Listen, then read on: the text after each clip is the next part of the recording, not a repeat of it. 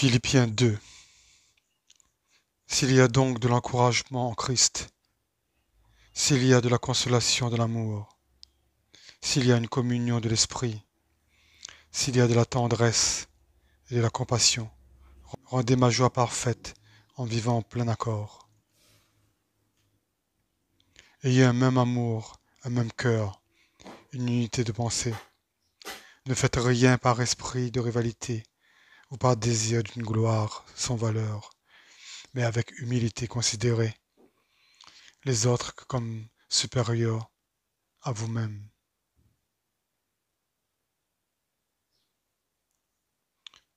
Que chacun de vous, au lieu de regarder à ses propres intérêts, regarde aussi à ceux des autres.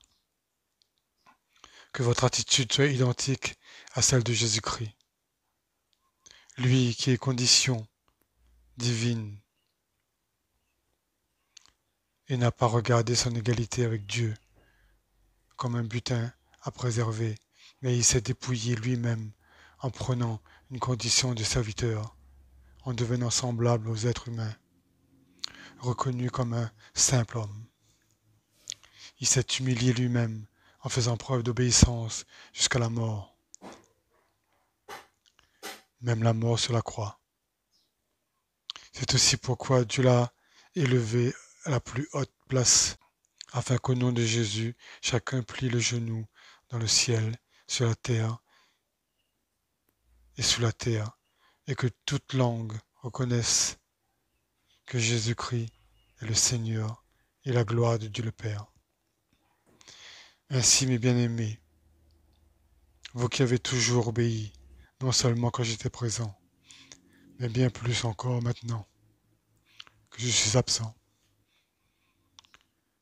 mettez en œuvre votre salut avec crainte et profond respect. En effet, c'est Dieu qui produit en vous le vouloir et le faire pour son projet bienveillant. Faites tout sans murmure ni contestation afin d'être irréprochables et purs, des enfants de Dieu sans défaut au milieu d'une génération perverse et corrompue. C'est comme des flambeaux dans le monde que vous brillez parmi eux, en portant la parole de vie. Je pourrais alors être fier, le jour de Christ, de n'avoir pas couru ni travaillé pour rien.